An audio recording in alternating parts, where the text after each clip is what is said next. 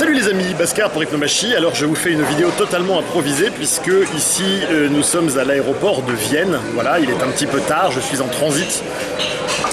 Et petite escale comme ça, donc dans un restaurant, un restaurant d'aéroport. Et je viens de découvrir ceci. Attends, on va faire mieux que ça, voilà.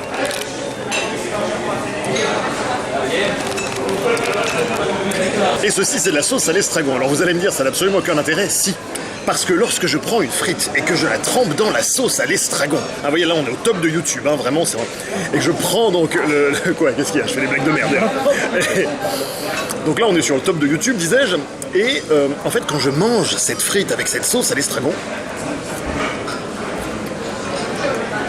je ne sais pas si j'aime ou si je n'aime pas. Et je trouve ça intéressant de partager ça avec vous, parce que la notion de goût et de dégoût dépend directement des thémata fondateurs de la socioculture. Autrement dit, selon la socioculture à laquelle vous appartenez, vous allez aimer ou détester un certain nombre de choses à cause des connotations et des valences positives ou négatives qui ont été posées par vos ascendants, par voie hypnotique à l'intérieur de votre système nerveux. Et c'est toujours extrêmement intéressant d'être confronté à quelque chose qui est hors de ce thémata j'aime et j'aime pas, et qui vous fait prendre conscience de la relativité de votre socioculture et de comment il est extrêmement ardu et difficile d'être réellement en contact avec une approche purement sensorielle des choses.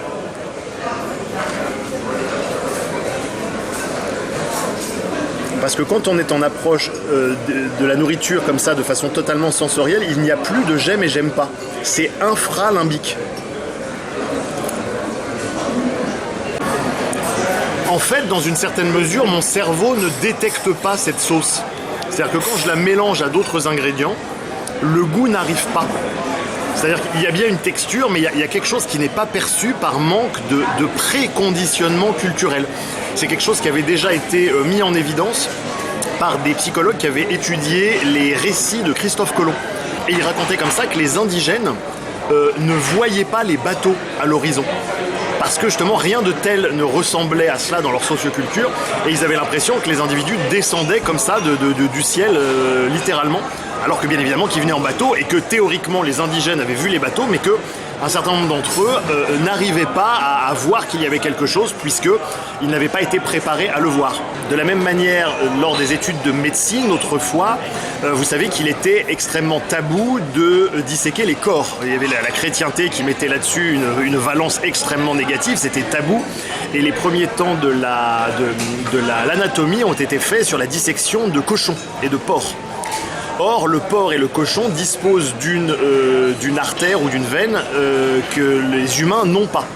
Et ils ont extrapolé les dissections des porcelets aux humains.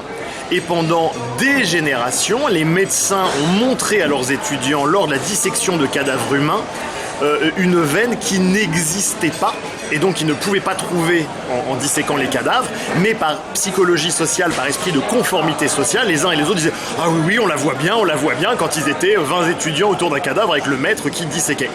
C'est ni plus ni moins des phénomènes de cécité sociale et donc cela vous fait réfléchir peut-être, je l'espère, sur à quel point pour voir quelque chose, il faut être préparé à le voir, et vous retrouvez ça également dans l'enseignement traditionnel.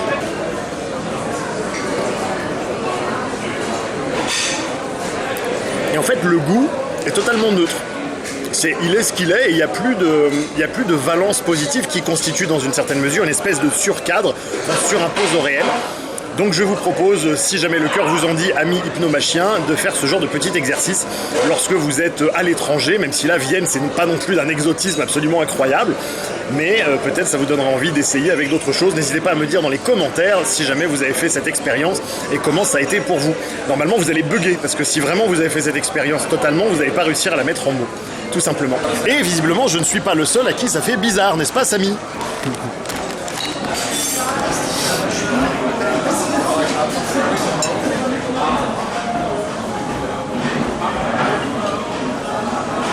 Oui, c'est super bizarre.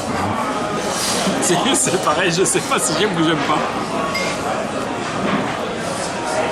En fait, je vois que j'essaye de coller ça avec des trucs que je connais déjà en fait. Mais parce que sinon, c'est le retour du chaos mental. Ah, et les êtres humains n'aiment pas ça. Voilà, c'était une micro intro vidéo hyper rapide, totalement à l'arrache. Salut Internet.